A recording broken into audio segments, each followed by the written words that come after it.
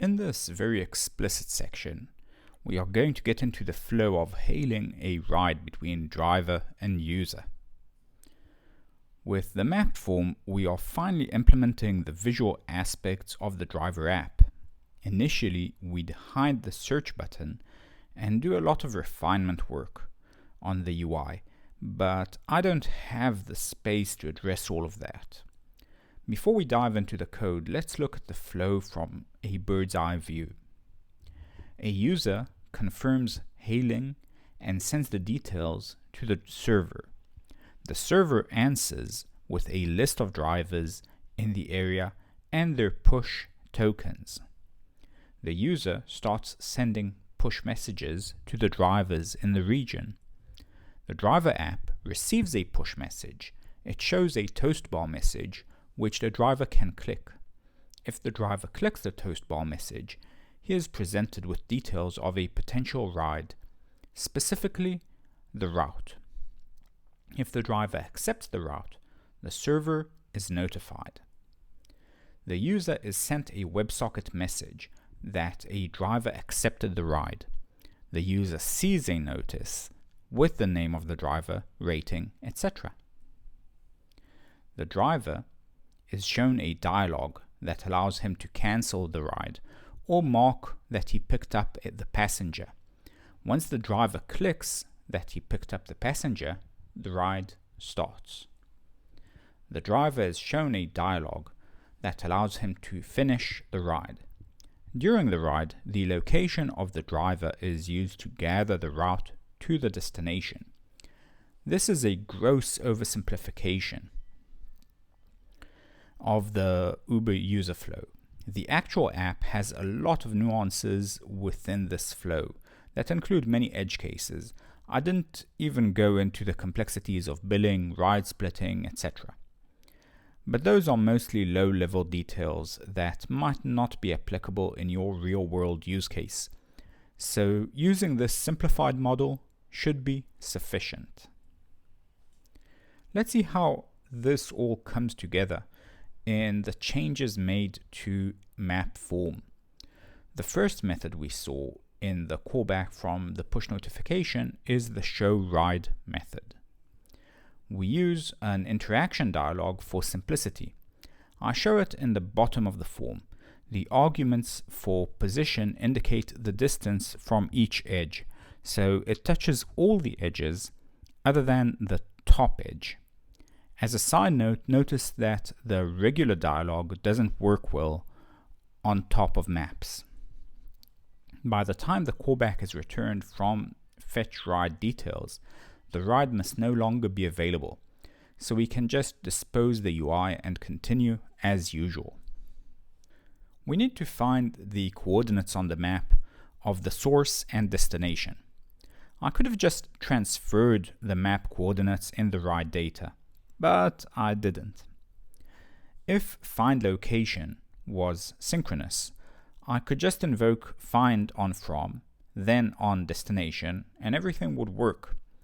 But it would be slow, as it would require that we make the first web service call and then the second one.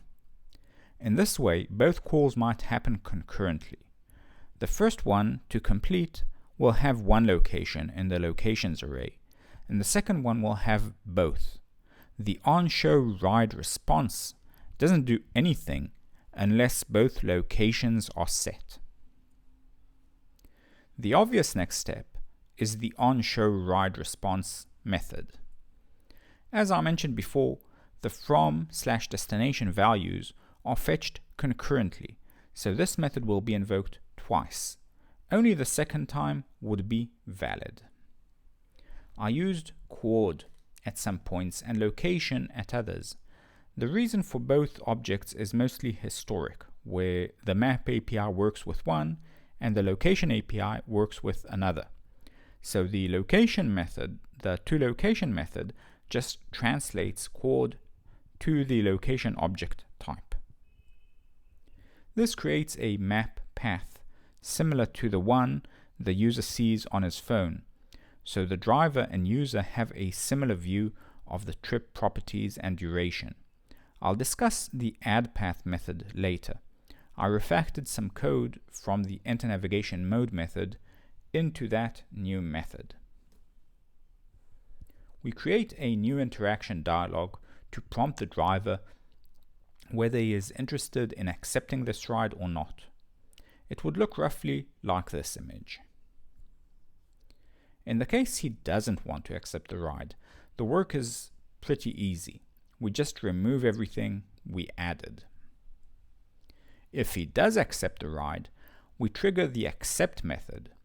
Notice that the accept call is a blocking call, so just to be safe I used call serially afterwards to flush any EDT related animation before showing the next UI. This shows the pickup UI and passes all the components objects will need to eventually clean up, such as the path and the components on the map. This is essentially identical to the code we have for cancelling the ride. For completeness, the toLocation method is this. It converts chord objects to location objects. Now we can proceed to the pickupPassenger method, where we handle the rest of the ride. This is again pretty standard approach by now. I'm creating another dialog with a picked up button as the accept option. The accept button leads us to the last step, which is the finish button. Once we picked up a passenger, we can only finish the ride, not cancel it. Since I didn't integrate any billing, I think it makes sense. With billing, we'll obviously need a way to pay and refund a ride. I used the addPath method in the onShowRideResponse, so I'm showing it here for completeness. The addPath method generalizes some of the common code for adding a path and zooming into the map. I won't go into the details of this method, as all the code in here existed in enter navigation mode, so it should be pretty familiar.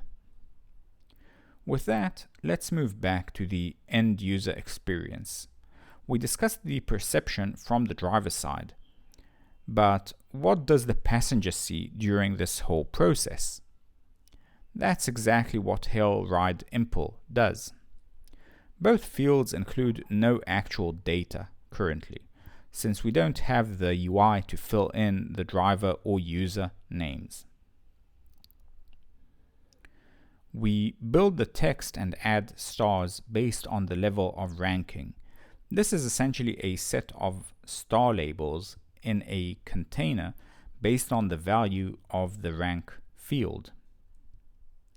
We call this a dialog, but it's really just a container with a special style like before. In order to produce these stars, I needed a star UI ID, which is suitably yellow and transparent. I reduced the padding on the sides so the stars remain closer to one another. Margin, however, is still 0. The font is large, so stars appear large.